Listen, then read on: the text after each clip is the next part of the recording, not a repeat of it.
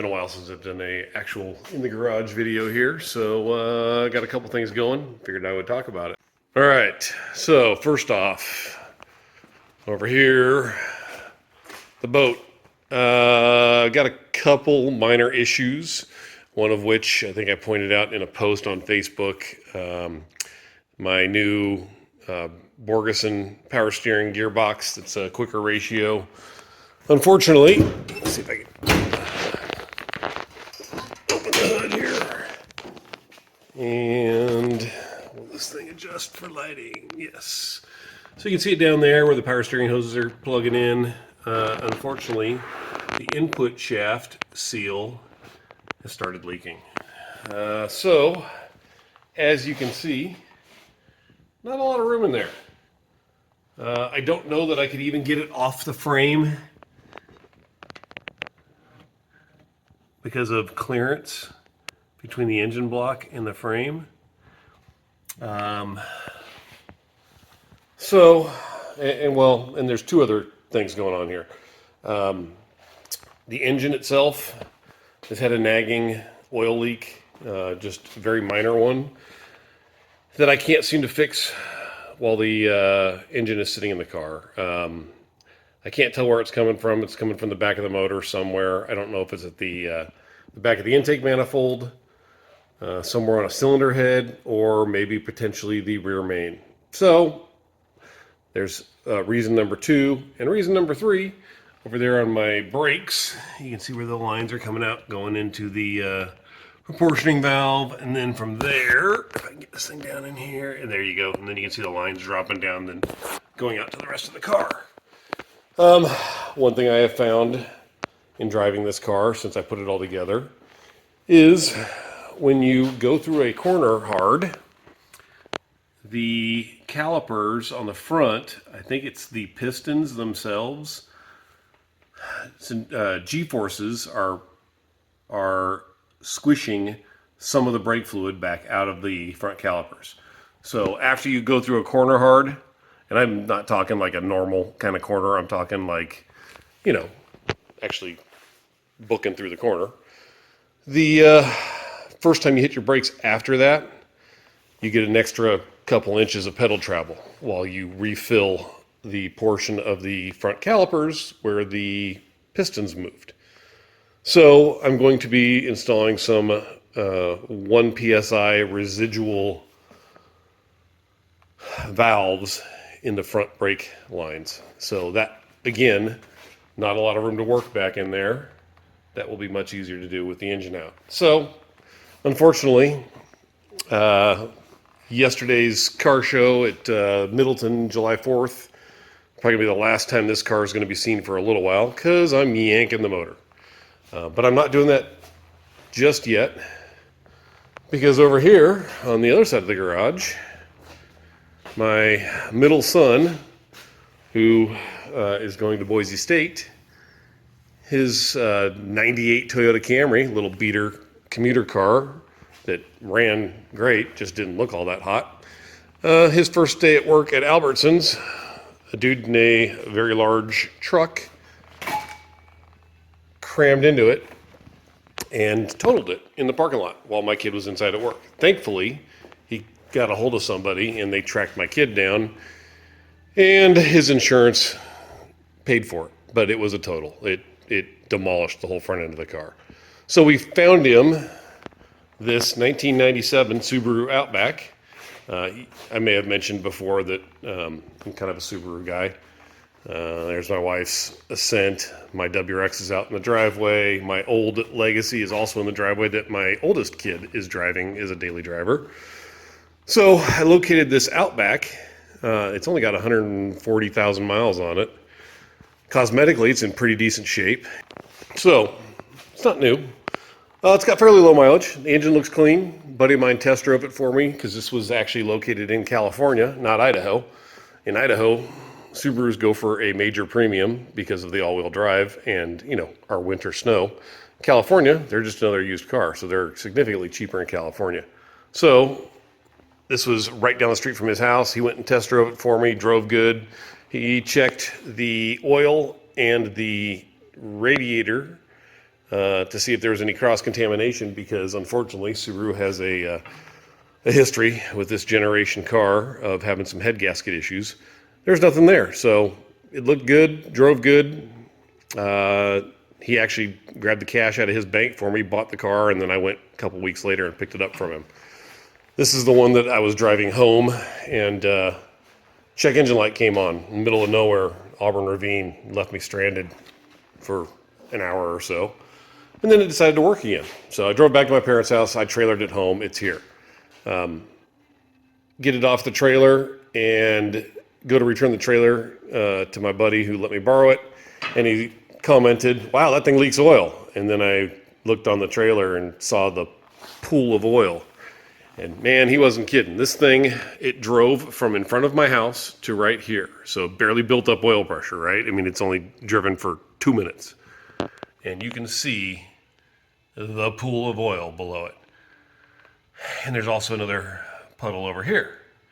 So looking at it, it's leaking oil from 2 different places. One of them's the pan, and I can't get the pan off of this thing with the engine in the car because of where the crossmember is.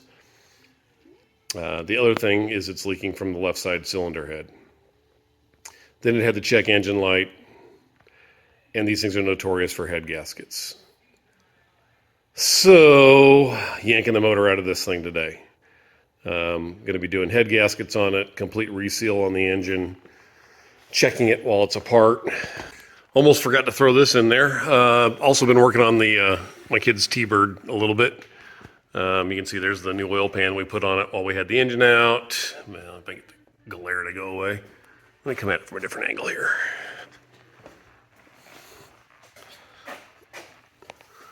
So, there it is. You can see there's a little drip on the input shaft from the transmission. I'm hoping that will stop. I think that might have just been something that leaked out while we were putting the torque converter in and just dripping its way out of the bell housing. But started throwing exhaust on this thing. We had to cut it off originally because it was just such a rusted pile you couldn't get anything on. This is actually the exhaust that was on the Blue Boat, but it doesn't fit exactly the same because the tunnel and shape of the bottom of the car is totally different, even though it's the same engine with the same exhaust manifolds on it. So I'm having to cut it up. So I'm going to throw a couple of turbo mufflers kind of sitting somewhere right around there, and then they're just going to dump down before the rear axle. We're just getting this thing, I'm just getting this thing, I should say I, not we. I'm just getting this thing to where it'll move under its own power. I mean, I'll do a little bit of an alignment because I don't know if you can see that, but the camber on this thing is ridiculous. The toe is way off. This thing does not want to roll straight. So I'll straighten the front end up a little bit, get it running, get it moving under its own power, and then it's going to go bye-bye. I'm not a T-Bird guy. So if you know anybody looking for a T-Bird, 66 T-Bird, it's got a new vinyl top on it. The upholstery's been redone. It's got new carpet, new seat covers, new seat pads. Lots of wiring. A lot of rust repair done on the bottom of the car, on the floor pan, and in the trunk. And it's got a 392 barrel in it. So, anyway, that'll be up for sale here shortly. All right, so I guess let's drain some oil here. I mean, it's already draining anyway, but let's get the rest of it out. What size is that plug?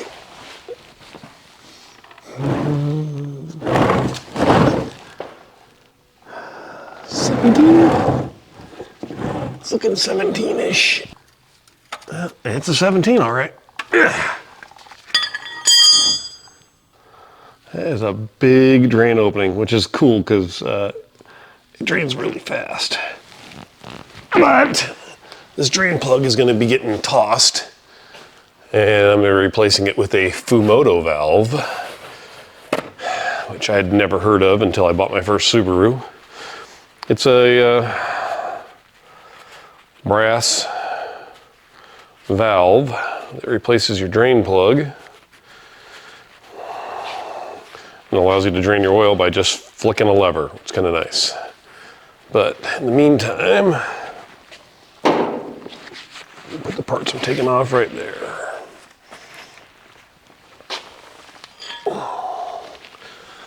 Tools can go right here. Let's see.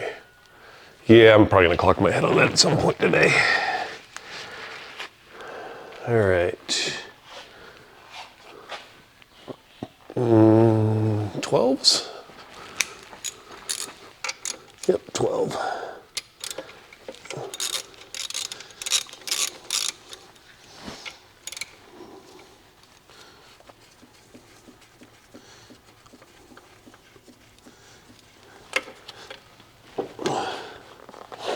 Oh, duh. There it goes. Let's get these belts off of here. You know what? Let's make this easy on myself. All right, let's go easy on this.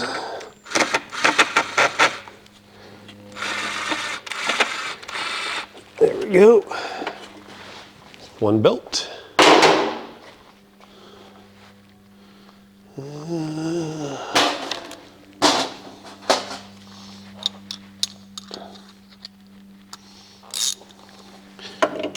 Let's see here. There is.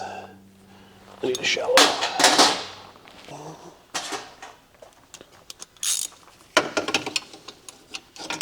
Or how about a box end wrench?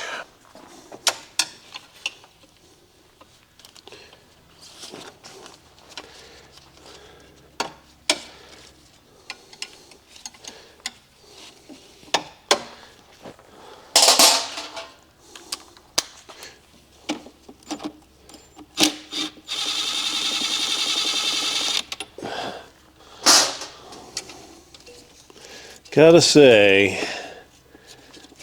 I am a fan of the way Subaru does a lot of stuff. Head gaskets, not so much. Their new throttle by wire stuff, definitely not.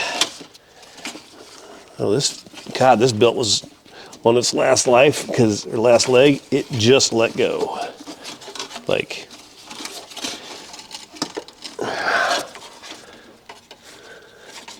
what is going on here? I'm gonna go under the car and pull it off from the bottom.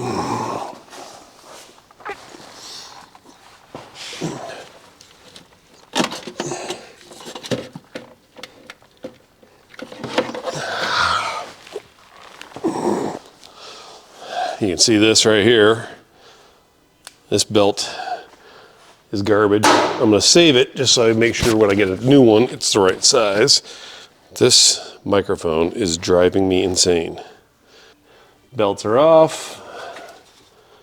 This whole radiator needs to get drained. It's kind of come out.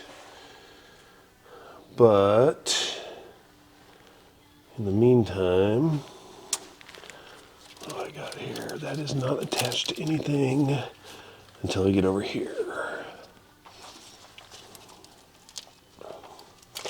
AC. You know, let's start by disconnecting the battery. Let's do that thing they always tell you to do and I never do.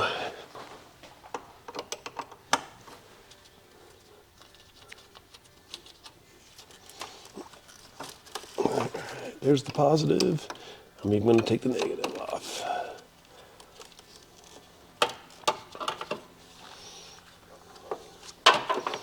All right, both of those are off. That looks like a 10. That's a plug.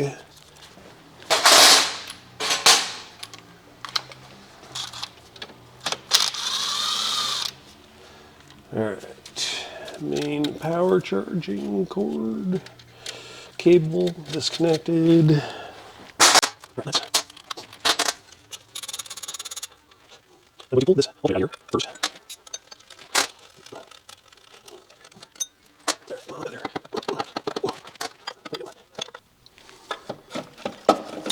There, now I can actually see the plug to disconnect it.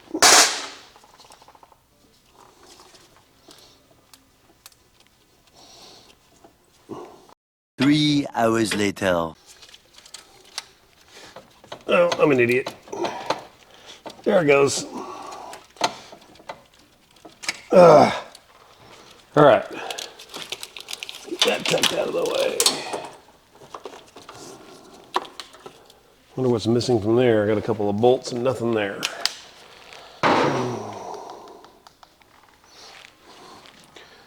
All right, alternator is out. These go through here. Hold this. And this goes in the front.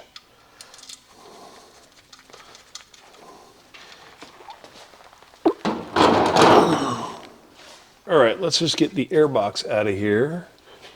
That's a 10.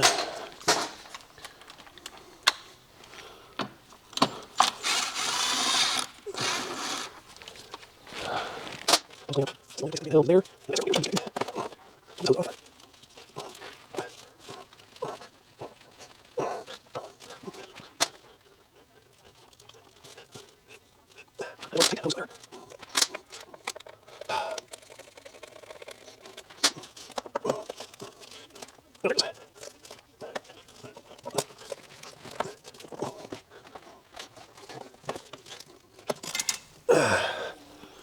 Damn it, this thing has got a lot of... Oh, it's PCV, that one's PCV, that's fine. One out of each cylinder head. What I don't get is what this one is going into that intake.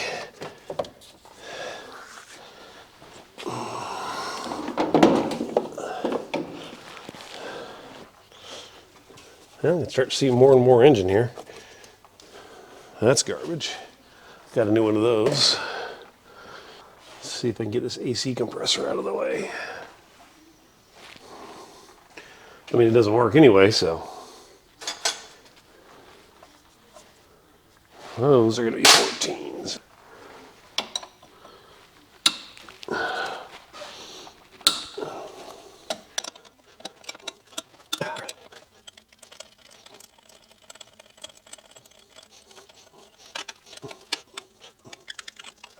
What is that? Feels like there should be more bolts holding this because it ain't budging yet. But I don't see anywhere. Oh, I got it. Let's take that one off. That's a 14. That's a socket. All right. Now it should be loose. Of course not.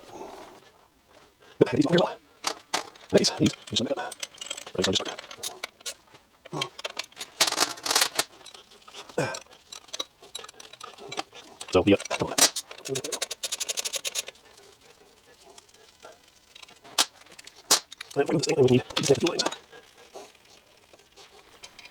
You know what I'm gonna do? I'm gonna get this battery out of here because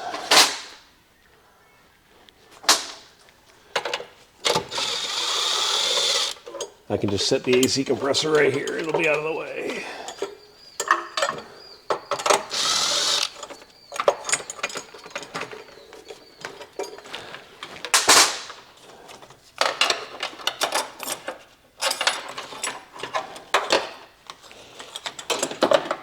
And Derek would like this battery because it's got a go handle. Get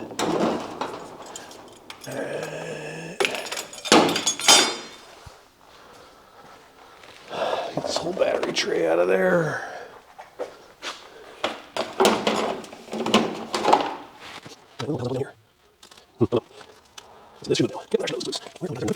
They went nuts. They did not want this thing loosening up.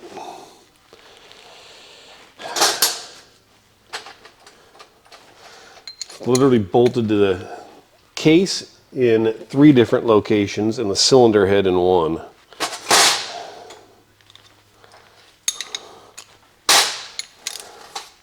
This one I can't even see. It's down way in back below the intake manifold. Get my radiator drain pan down. By the way, if you're wondering what this is, it's from Tough Stuff Products. It is some sort of farm animal feed tray. Here's my plug. That has so far been holding up very well to chemicals. All right, drain plug is out.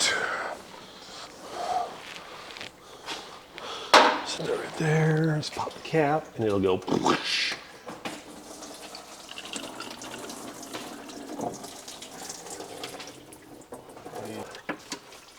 What are you worried about? It's just gas. What could possibly happen? Oh, yeah, engine fire. All right, so we're getting some things pulled off here. There's the intake and the ignition coil, fans, intake air box. Kid's over here right now, middle kid working on his car, taking off the heater hoses that are going back to the heater core. So there's a long block, got most of everything pulled off of it. Need to rotate it, take off some torque converter bolts. Still need to get the lower radiator hose completely off. And then we got to take off 4 bolts that are holding it to the transmission. Yank that thing out of here. Oh, nope, I take it back. There's motor mounts in there somewhere. Got to get those too. That would be helpful. Well, here we are about 3.5 hours later. The only really difficult thing, and it wasn't really difficult, if you look at the back of this engine, it looks kind of like a VW Bug. It's got 4 bolts that hold to the transmission. The bottom 2 being studs, the top 2 being bolts. The bottom left stud is just in an odd place because there's lots of stuff around it to try and get off, to back it off. There's a CV axle right there, so if I go and look at the tranny here, you can see where the CV axle is coming out of the front left axle is coming out of the transmission, and then you got the steering rack input right there. It's right in there, so it's hard to get to. That's all. Not that big a deal. Wait a minute. Oh, that's interesting. So the last time somebody took this out, it looks like they broke one of the locating dowels. That's awesome. You can see right there on the middle of the screen. That top one there is a bolt that goes through from the back side by that starter. You come down, that's actually a locating dowel that's on the back of the block, and then that's the bottom one there is where the stud goes through. So looking here, there's that locating dowel. And you can see how it's all dirty right there on the side of the block. That's showing you that it was broken before, and I didn't just break it now. Then, I don't know if this thing was, I mean, there's some odd wear between the wear marks. But there's the flex plate. This is something different too compared to most American cars, at least all the ones I've ever worked on. The starter engages on the torque converter in this car, as opposed to engaging directly onto the engine on the flex plate flywheel usually. So that's different. I wonder how that looks in a manual transmission of this same year. Anyway, this is all going to have to get cleaned up before we put an engine back in it. And that's going to be going through here very shortly.